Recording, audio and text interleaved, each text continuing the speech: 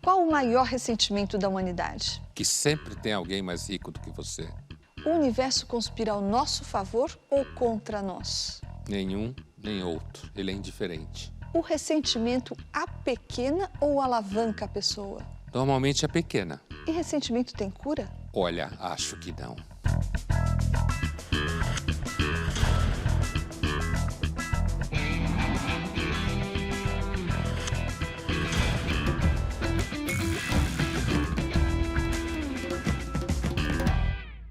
Estamos iniciando mais uma edição do Linhas Cruzadas.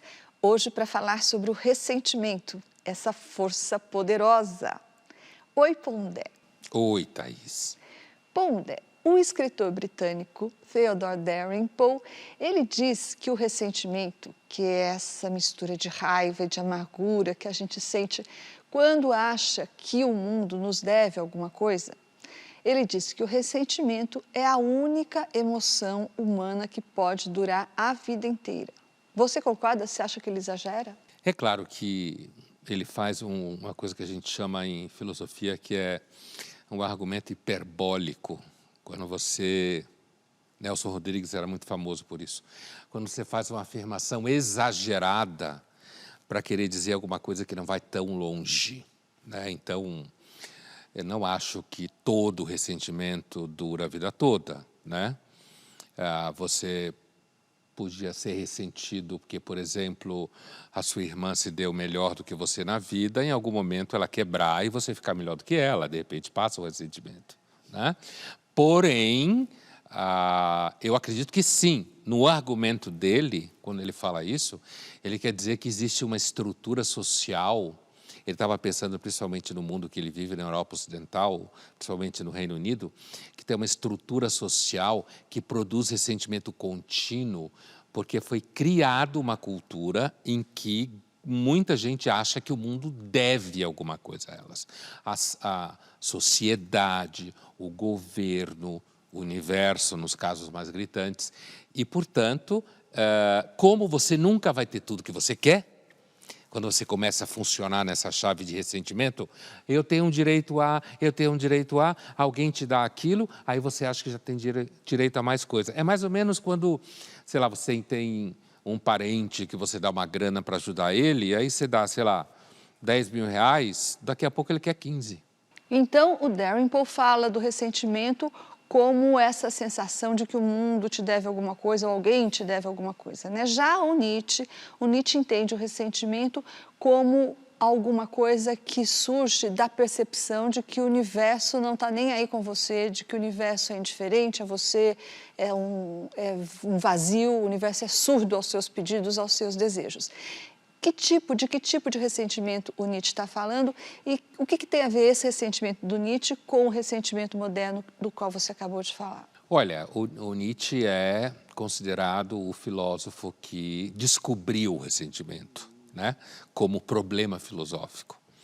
E para ele, como você bem descreveu, o ressentimento cosmológico, quer dizer, é a nossa relação com o universo. A gente tem uma expectativa que o Sol exista para nos aquecer, a gente tem uma expectativa de que os planetas estejam envolvidos com o nosso destino, como no caso da astrologia, por exemplo. A gente tem a expectativa de que as coisas são do jeito que são, porque nós temos um papel dentro delas, envolvendo inclusive toda a história do planeta e tal. E o que o Nietzsche diz é que quando a gente percebe que nós somos completamente insignificantes dentro desse cenário todo, que o universo que o universo é indiferente com relação a nós, ou seja, ele não atende, ele não tem uma relação retributiva conosco. Não adianta você falar com ele tipo, você quer... Sabe essas frases idiotas que tem gente que fala por aí, quer dizer, vai pedir para o universo alguma coisa? Vai na praia, fala com uma pedra. Isso é o universo, um monte de pedra e areia, vagando pelo vazio. Então, o ressentimento que o Nietzsche fala é esse sentimento de que nós teríamos direito a que o universo nos amasse, nos reconhecesse. a que o universo, nós teríamos direito a que o universo conspirasse a nosso favor, como se fala por aí. E ele não faz isso, ele é indiferente a nós. Então a gente fica nessa condição de ressentimento. Mas então, por essa interpretação de Nietzsche, então somos todos ressentidos, dado que estamos todos nesse universo que não nos ouve. Não, a ideia do Nietzsche é que nem todo mundo cai nessa situação. Né? E aí ele faz o percurso dele filosófico, por exemplo, quando ele está falando da Grécia antiga, que era de fato o seu objeto de especialização, né? Então ele vai mostrar diferenças entre a tragédia grega e a filosofia platônica, por exemplo, dizendo que a filosofia platônica é ressentida, enquanto que a tragédia grega não é, porque os trágicos apresentam um universo que é diferente a nós, ou nos destrói, na figura dos deuses, por exemplo, enquanto que a metafísica platônica, aquela história do mundo perfeito, vai dizer que não, existe o mundo eterno, que nós esperamos fazer parte dele, existe o mundo belo, que nós esperamos fazer parte dele, e eterno também, existe um mundo bom e eterno, que nós esperamos fazer parte dele, e aí está o ressentimento. O Nietzsche fala que o Platão criou um mundo para ressentidos extremamente sofisticado, negando a vida real, e ele vai fazer aquela afirmação famosa do Anticristo, que o cristianismo é uma versão do Platão para pobres. Vamos ver agora um trecho do clássico do Martin Scorsese, Taxi Driver. Nesta cena que a gente vai ver agora, o personagem principal destila todo o seu ressentimento contra o que ele considera ser o grande problema dos Estados Unidos. I'm one of your biggest supporters, you know. I tell everybody that comes in this taxi that they have to vote for you. Why, thank you. Travis? I'm sure you're gonna win, sir. Everybody I know is gonna vote for you. You know, in fact, I was gonna put one of your stickers in my taxi, but, you know, the company said it was against their policy. But they don't know anything, you know? They're a bunch of jerks. Let me tell you something. I have learned more about America from riding in taxi cabs than in all the limos in the country. Oh, yeah? That's true. Can I ask you something, Travis? Sure. What is the one thing about this country that bugs you the most? Well, I don't know. You know, I don't follow political issues that closely, sir. I don't know. Oh, well, there must be something. Well,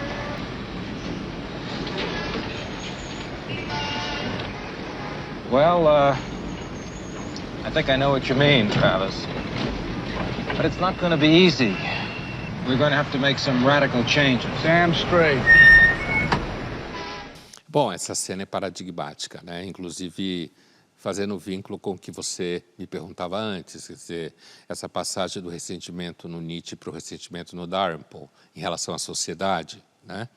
E também que, assim, na realidade, para o Nietzsche, dando um passo atrás, nem todo mundo é ressentido, mas quem não é ressentido, quem aceita o fato da gente ser fruto do acaso. Aí, o que lhe joga no ressentimento é achar que o universo lhe deve alguma coisa.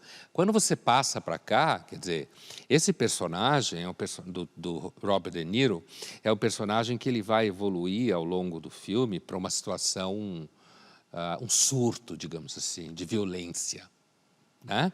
E você já percebe que ele é um cara sob pressão ali.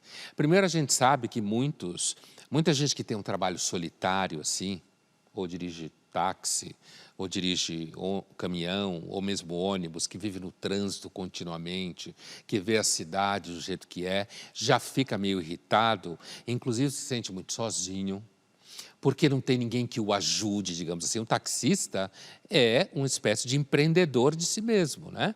Se ele é dono do táxi e tal. Ou se ele trabalha numa frota, ele tem que ficar rodando para ganhar. Então, facilmente ele sente que o mundo, para ele, devia prestar mais atenção nele, escutar o que ele fala, levar em conta as ideias que ele tem. Então, a cara do motorista, do De Niro, já mostra essa violência. E ele está falando claramente, inclusive quando a câmera foca no candidato, você percebe a tensão. Ele diz, nós vamos ter que fazer mudanças radicais, né?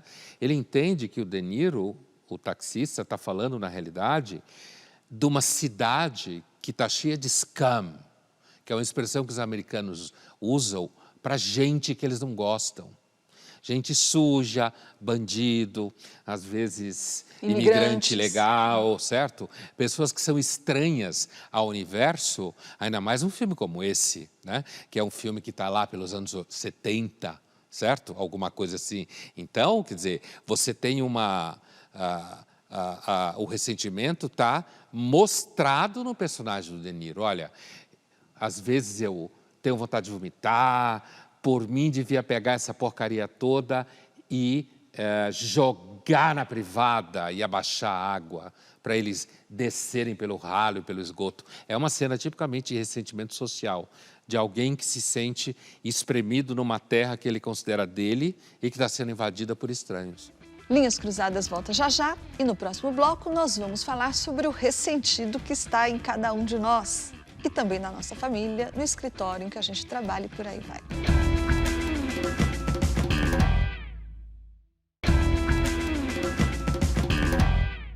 Estamos de volta com Linhas Cruzadas, hoje falando sobre ressentimento. Bom, Décio, o que causa o ressentimento é, sobretudo, essa sensação de que o mundo nos deve alguma coisa, o fato de a gente estar sempre cercado de gente mais inteligente do que nós, mais bonita do que nós, mais bem-sucedida do que nós.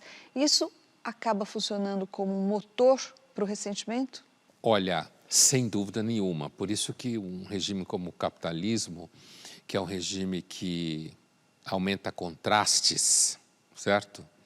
Que tende, por exemplo, a monetizar as diferenças, sem entrar aqui no mérito se a monetização é merecida, não é merecida, mas monetiza diferenças, muito facilmente isso vai produzir a sensação de que por que o outro tem que eu não tenho. Porém, Thaís, existe um detalhe aí muito importante que é o seguinte: se o Nietzsche estivesse vivo hoje, ele fez toda aquela crítica, identificando a metafísica lá do mundo ideal como ressentimento, identificando as religiões como ressentimento, né?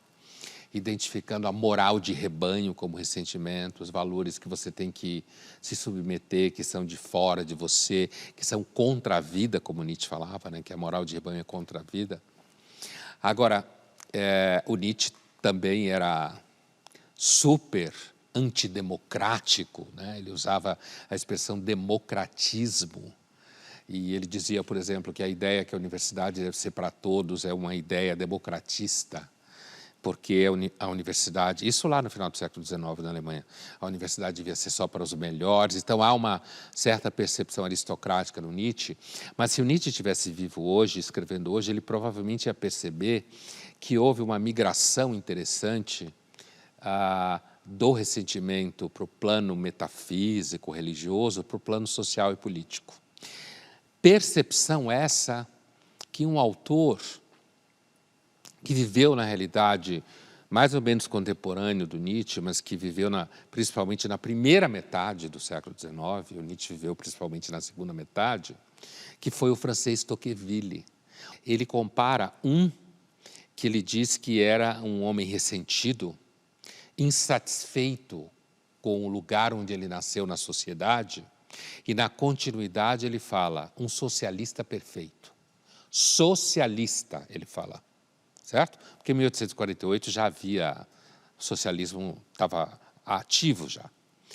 E ele compara com um outro que ele considerava uma pessoa super relaxada, super tranquila, e ele diz que é aquele tipo de pessoa que aceita o lugar que a contingência lhe deu no mundo. Viu a relação com Nietzsche? Aceita o lugar que a contingência deu a ele no mundo. E, portanto, ele não era um socialista perfeito. Portanto, ele não era como o outro, nas palavras do Tocqueville, de que por ser alguém que achava que devia ter um lugar melhor no mundo, que inclusive tenta matar o Tocqueville, né? Era um criado dele, é um típico socialista. Então você vê que ali o Tocqueville está percebendo, na metade do século XIX, que há um processo em que muitas pessoas começam a olhar para a sociedade e entender que o funcionamento dela deve alguma coisa a elas. Então, quer dizer que essa concepção de que o universo não conspira a favor e nem contra é que faz, que dá esse alívio ao ressentimento nietzscheano. E você falou, então, do ressentido de Tocqueville, que é o ressentido político. E o ressentimento social, Pondé, o que é que ele tem de moderno? Como ele se transformou de Nietzsche para cá? Então, do Nietzsche para cá, acho que ele se tornou muito mais agudo, inclusive porque hoje você tem mais visibilidade das diferenças, você tem mais visibilidade das oportunidades perdidas ou negadas, né? Você tem mais movimento na sociedade, você tem uma ideia de que hoje você tem todo o direito de querer ter direitos, certo? Então, a sociedade deve lhe dar oportunidades, o Estado deve cuidar de você. E ainda tem uma coisa que é o seguinte, com essa visibilidade gigantesca, esse processo de, é uma palavra que não existe, transparentização, que não existe, de tornar tudo transparente, faz com que as pessoas consigam continuamente ficar se comparando com os outros. E na medida em que, como dizem os teólogos, a política e a expectativa social tomou o lugar da graça, no mundo teológico, cristão, clássico, a graça é aquela que redime o mundo. Quando você entra num processo radical de secularização, não existe mais Deus para redimir o mundo, mesmo que você acredite nele, não é dele que você espera que vai redimir o mundo, salvar o mundo. Que vai salvar o mundo é o modo como a gente se relaciona, é a sociedade e a política. Daí a expectativa que o modo como as pessoas se relacionam dê a todos o que todo mundo tem direito. Como se todo mundo tivesse direito a tudo. Isso é uma invenção histórico-social que eu não estou negando que aconteceu e que inclusive pode ter bons efeitos políticos, né? Mas que atravessa a sociedade hoje a ponto de um monte de gente achar que tem direito a absolutamente tudo. Os americanos inventaram que a gente tem direito à felicidade. Só voltando um pouco, você disse que a comparação hoje, dada as possibilidades modernas, ela é mais fácil, as pessoas se comparam umas às outras com mais facilidade. Nesse sentido, o ressentimento não pode servir como uma alavanca, você se comparando com o outro, você padece de um certo ressentimento, mas isso faz com que você cresça, com que você se esforce, com que você se sobressaia, enfim.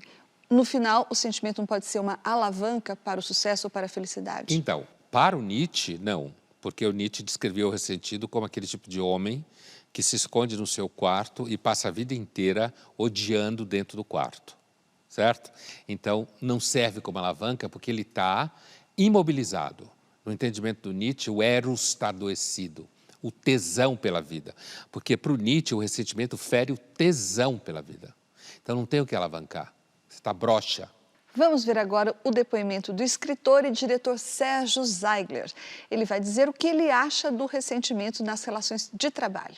O ressentimento é uma triste marca do nosso tempo no mercado de trabalho.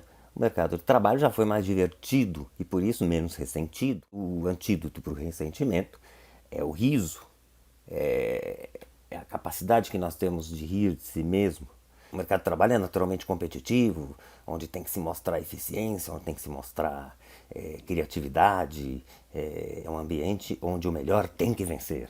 E isso não pode se misturar com o ambiente pessoal. Isso, numa era de ressentimento, se mistura muito facilmente. Sucesso é uma ofensa pessoal. Isso tudo é muito perigoso, mas ao mesmo tempo a capacidade de rir de si mesmo, de voltar a entender que o trabalho não é a vida, o trabalho é uma parte da vida, uma parte pequena da vida, importante da vida, mas é uma parte da vida. O trabalho, assim como a vida, é um teatro menor, onde as regras são outras, os conflitos são necessários,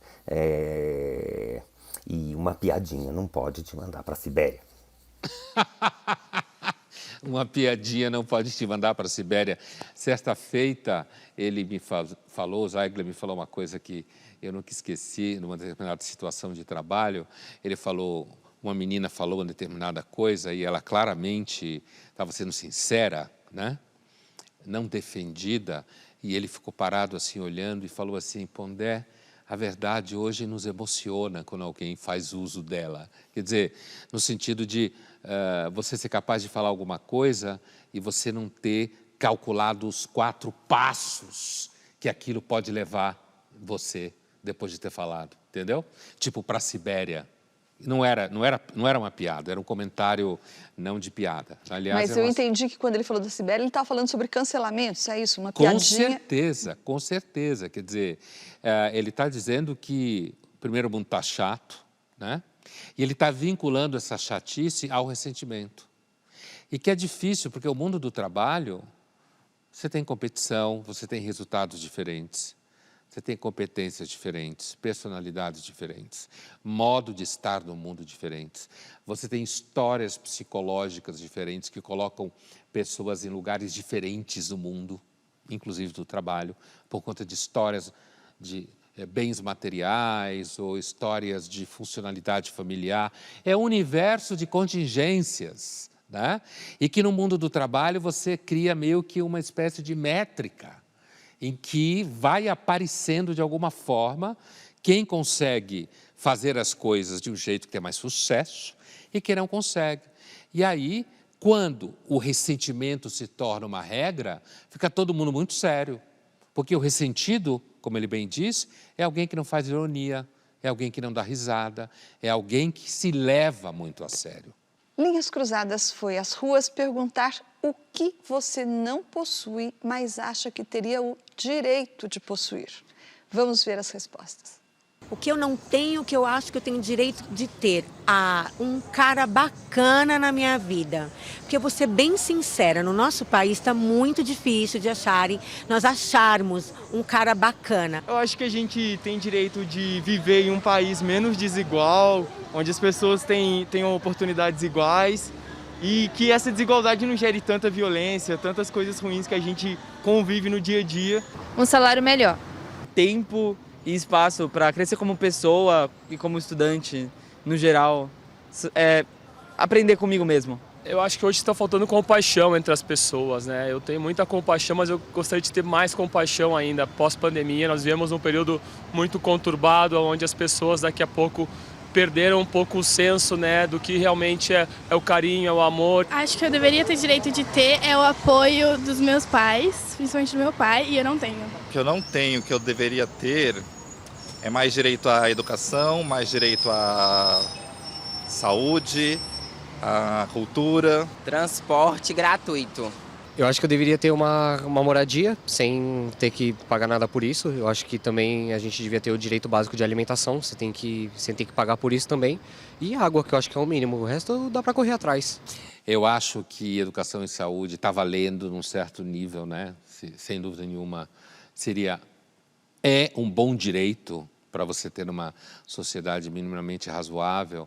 Agora, tenho minhas dúvidas sobre uma casa de graça, né? Porque, na verdade, não existe almoço de graça, né? Agora, fora essas coisas que são mais, digamos assim, mais óbvias, que apareceu aí, sobre direito a não ter desigualdade, é que, na realidade, essas coisas não são direito, né? Esse direito é uma criação humana, é que nem o croissant, é uma invenção humana, né? E que em algumas situações você diz, olha, tá certo, então direito à saúde e à educação, seria bem bom que todo mundo tivesse mesmo. Agora eu achei 2 comentários muito bons. O da menina, que falou que achava que ela tinha direito a ter mais apoio do pai, principalmente que não tem. Achei muito honesto esse comentário. E, assim, apesar de que alguém pode dizer para você, uma pessoa cruel pode dizer para você, olha, uma criança vem ao mundo porque 2 adultos transam e o cara goza e dane-se, né? É bastante razoável imaginar que uma criança tenha o direito de ter um pai que se preocupe com ela. E a primeira fala, achei ela de uma honestidade do tipo que o Zeigler fala, emocionante. Ela tem direito a ter um cara legal para ela, porque está muito difícil um cara legal, né? É claro que isso também não é um direito, mas a confissão dela é emocionante. Achei muito legal. Linhas Cruzadas volta já já e no próximo bloco nós vamos discutir se o ressentimento move o mundo, o capitalismo move o ressentimento?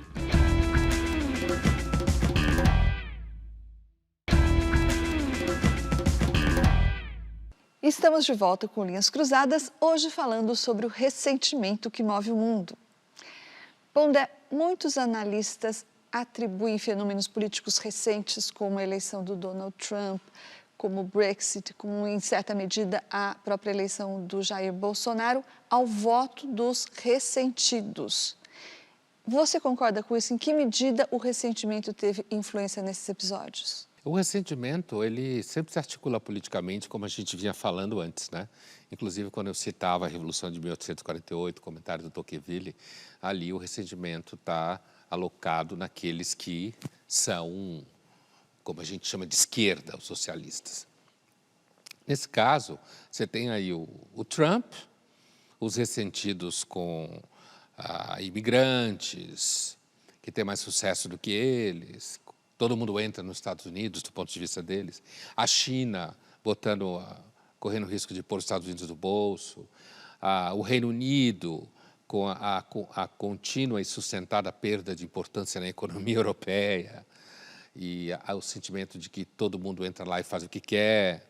Aqui no Brasil, sem dúvida nenhuma, você tem toda uma população, ao longo dos anos do PT, inclusive de gente muito religiosa, que acha que os gays vão entrar na casa deles, por exemplo, pessoas que são, inclusive, grupos que entendem que não são representados por ninguém, porque a mídia toda está vendida não sei para quem, para os ricos, para os comunistas. É engraçado porque eles põem ricos e comunistas um junto do outro, né?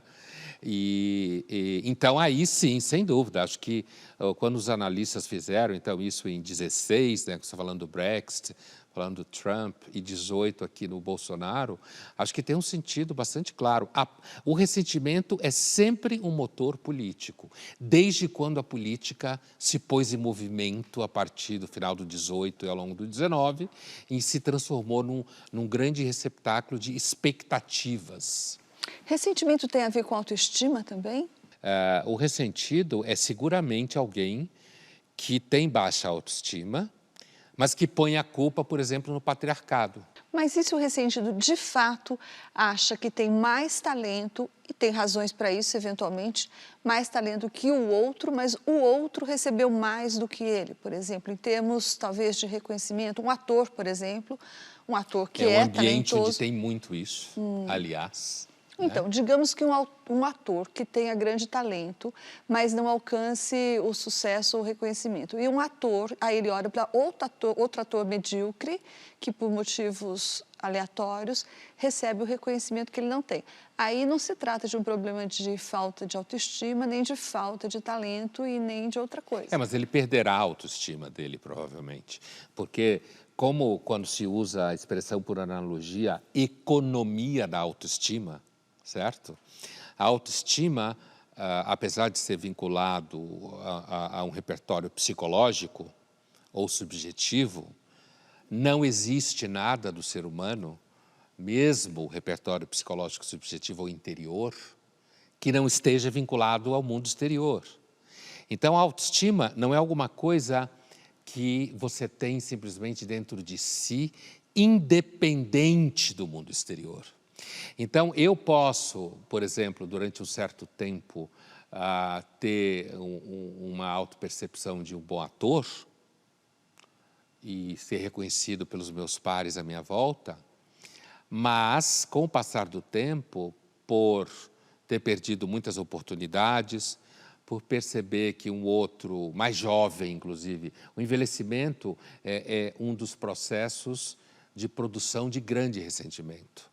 Principalmente numa situação como essa, em que, quando você é jovem, não vale só para ator, mas dentro desse exemplo, o ator se move muito no mundo de vaidades e de egos, né? Então, assim, quando você é jovem, você é uma promessa. E aí depois você nunca conseguiu decolar na carreira, só te convidam a fazer papel de tio, né, alguma coisa assim, e você vê um cara que, de repente, é muito pior que você, mas que é bonitinho e tem muitos seguidores nas redes sociais, porque hoje em dia isso até conta para a escolha de elenco, certo? Então, e aí você vê aquilo e você começa a ter crise com relação ao seu talento. E isso atinge e diminui a sua autoestima. Direto. Portanto, a autoestima, apesar de ser alto, não é autônoma. Ela é determinada também pelo mundo. Determinada pelas relações exteriores. E essas relações com o mundo exterior, elas são dinâmicas, múltiplas. Elas se transformam. E não aquele papinho besta de gente que gosta de dizer que tudo se transforma para dizer que é legal. Não, as coisas se transformam, às vezes, bem para pior.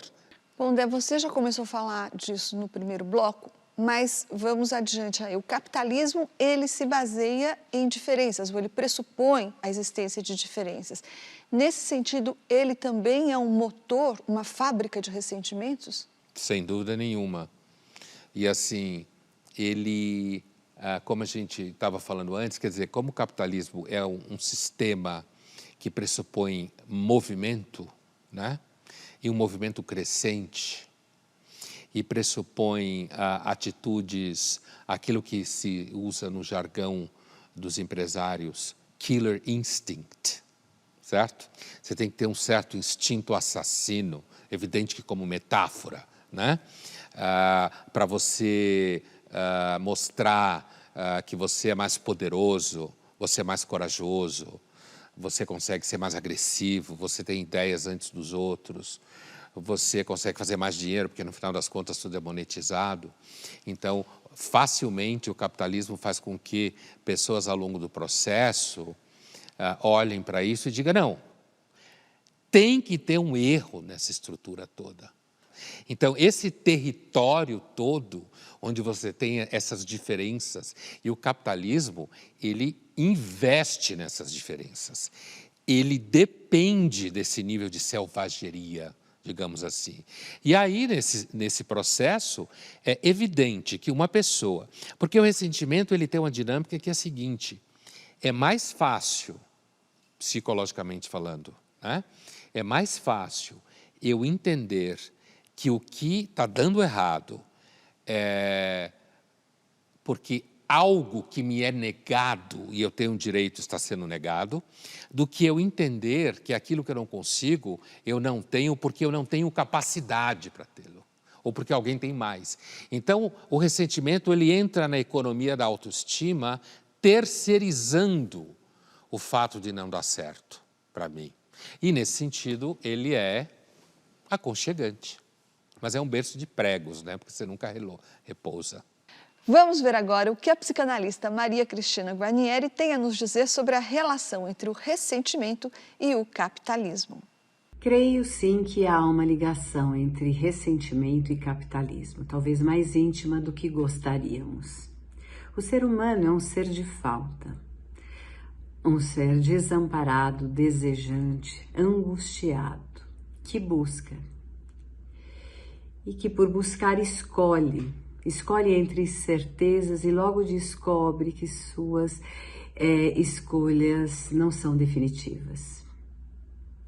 Escolhe o sucesso, o poder, a felicidade, os direitos, os desejos, tudo que funcione para preencher o vazio que constata, né?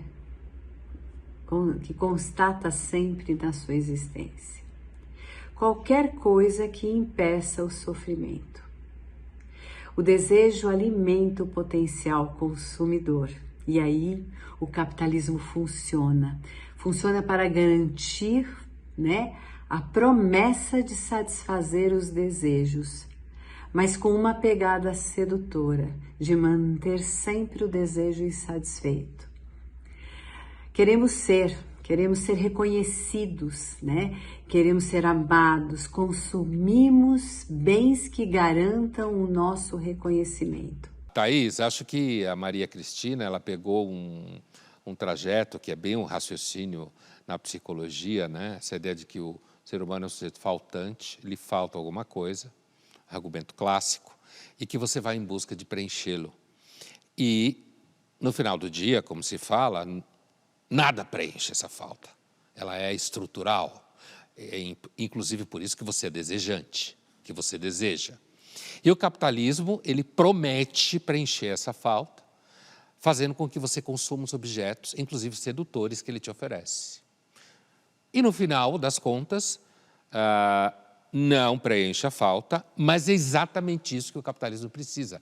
Porque se preencher a falta, você para de comprar. Vamos agora para o nosso jogo rápido. Pondé, o ressentimento pode vir disfarçado de amor ao mundo, amor ao próximo? Eu diria que é uma das formas mais comuns do ressentimento hoje em dia. É você passar a imagem de que você está super preocupado, por exemplo, com o que acontece na África, quando na realidade você é um insatisfeito porque você deu errado na sua vida profissional, todo dia. Thaís, você que conhece, tem aqueles amigos todos em Brasília, tem muito ressentimento na política? Olha, em geral, os amigos de Brasília, eles estão muito bem resolvidos em relação a isso, ou parecem, mas tem uma particularidade. Você falou agora há pouco do eleitor, dos votos bolsonaristas que estavam lá muito permeados de ressentimento, você citou exemplos. Então, a pessoa que achava que o mundo estava sendo transformado num universo gay, que o Bolsonaro ia resolver isso, ou seja, tinha um voto de ressentidos aí. Mas sempre me chamou a atenção o fato de o próprio Bolsonaro ser um ressentido explícito, né? Ele era, por todo aquele histórico lá, um capitão que só não foi expulso do exército porque saiu antes, porque sabia que seria expulso. Ele nunca teve a admiração dos superiores dele e tudo isso se reflete. Na política é a mesma coisa, né? Ele era um deputado do baixo clero, também não era convidado para os grandes convescotes lá. E hoje ele se vinga de tudo isso, né? É muito explícito que o presidente Jair Bolsonaro é um ressentido. Pondé, o destino do homem corresponde ao seu esforço ou ao seu talento? Sempre? Não. Acho que essa é uma das mentiras da meritocracia, da sociedade de mercado. Não. Você pode, de fato, ter tido um certo talento na vida significativo, mas não teve uma série de outras características que poderia ter feito com que esse seu talento te levasse adiante. Algumas pessoas perecem na vida pelas virtudes e algumas pessoas vencem pelos vícios. Então, acho que essa régua, o destino de uma pessoa depende dos seus talentos, acho que não. Eu acho, às vezes, que o temperamento pode ser muito mais determinante como destino. Thaís, qual é o prazer do ressentido? Você acha que tem algum prazer? Eu vou responder bem curtinho, até porque você já adiantou na pergunta que a gente mencionou o Bolsonaro. O prazer do ressentido é a vingança. Não é? Sim. E o Bolsonaro se vingou mal. Se vingou mal. Linhas Cruzadas volta já já e no próximo bloco nós vamos falar sobre o lugar em que o ressentimento mais se propaga. Adivinha onde é?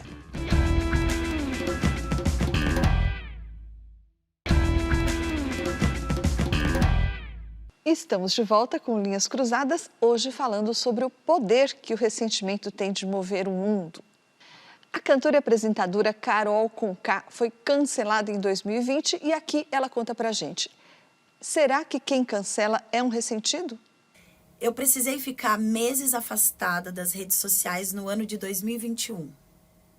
Eu precisei me reorganizar, entender como me posicionar, o que absorver das redes sociais, porque apesar da onda de ódio que eu recebia, eu buscava focar nas mensagens coerentes, aquelas que traziam reflexões, críticas acolhedoras também. E como eu sempre trabalhei de forma orgânica e com verdade, eu passei a dividir com o público o meu processo de busca pelo autoconhecimento, que foi o que me trouxe mais leveza para lidar com toda a exposição e com a opinião das pessoas.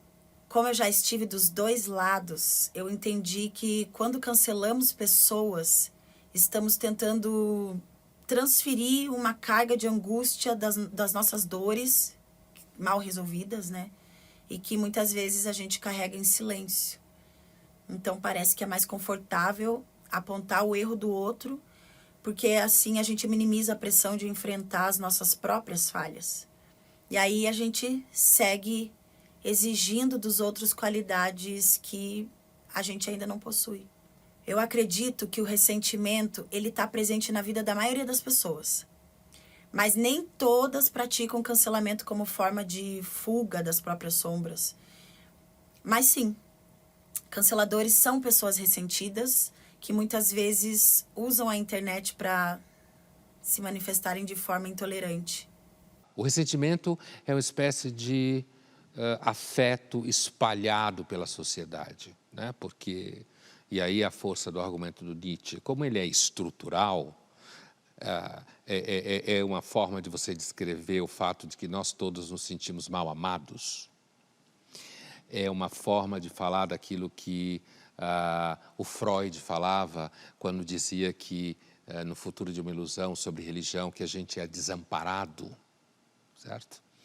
Então, o ressentimento está falando disso. Ele é uma decisão que a gente toma, ou uma sensação que brota em nós de que a gente não devia ser desamparado. De que o universo, ou Deus, ou seja lá o que for, deveria tomar conta da gente, né? Então, nesse sentido, eu tenho a impressão que nas redes sociais, onde tudo é meio transparente, onde você tem uma métrica humilhante, certo? Matemática, muito clara, sobe, desce, desce, sobe. Isso faz com que você perceba de forma científica, entre aspas, de que você é um miserável, de que ninguém se interessa por você, de que sua vida não atrai coisa nenhuma, que você não é capaz de postar marcadores de engajamento, como bolsas de marca, ou seja lá o que for.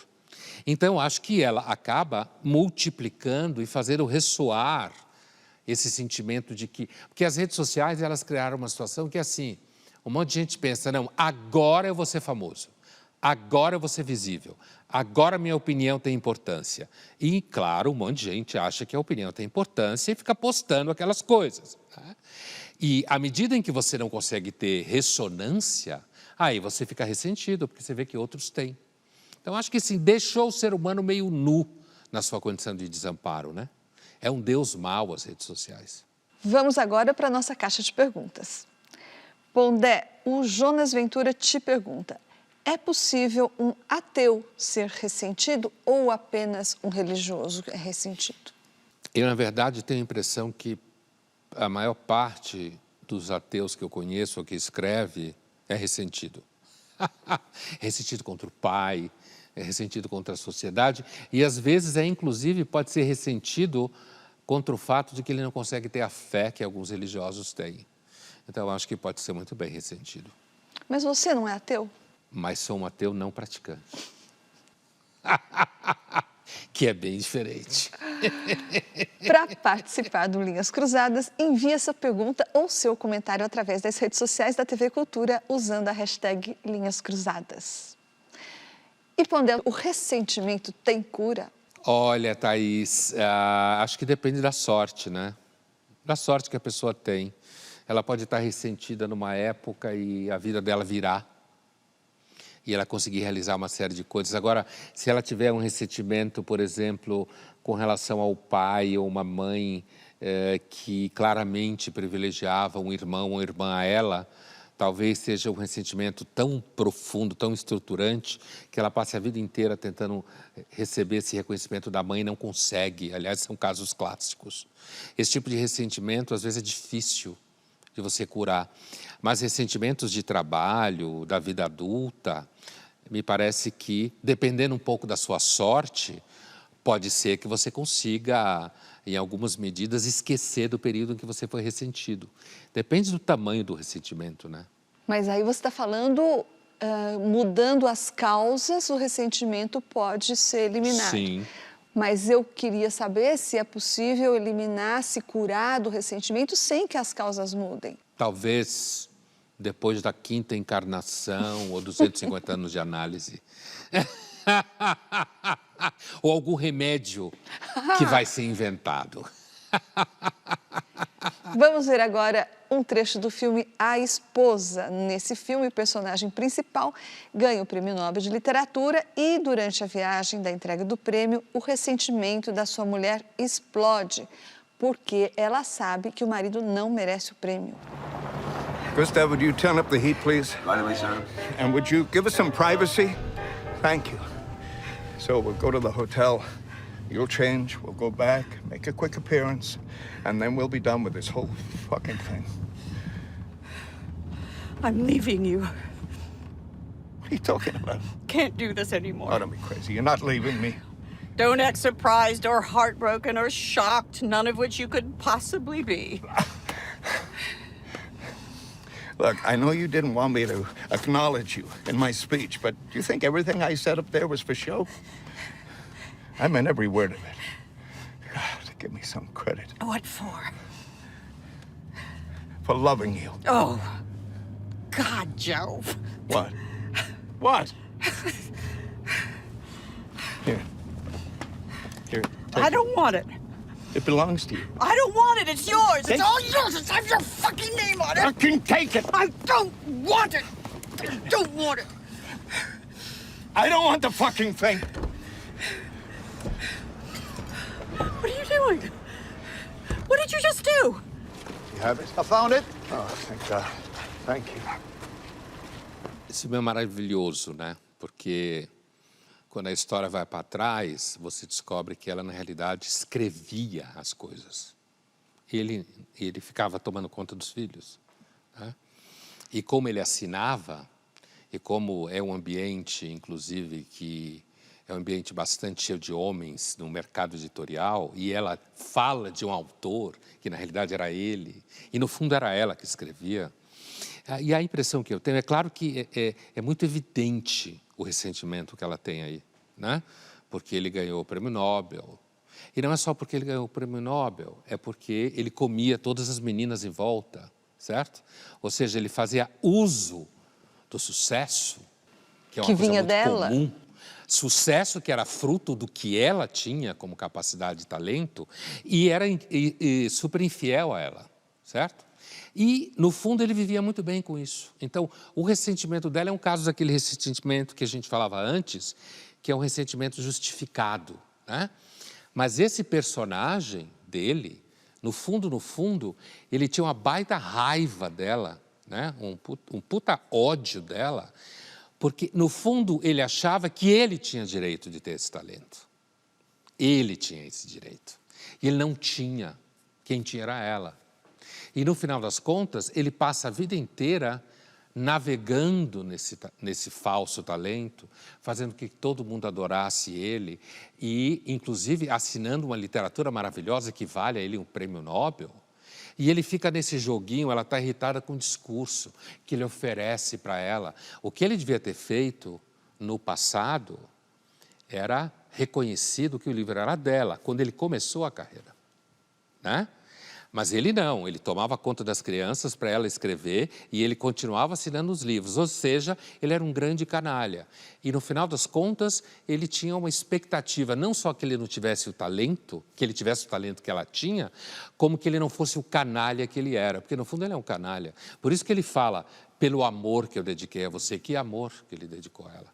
Ela ficava produzindo livros para ele e ele ia consumindo o sucesso e fazendo tudo o que quer e ganhar um prêmio Nobel. O mínimo que ele podia ter feito naquele momento, ele teria salvo o casamento dele.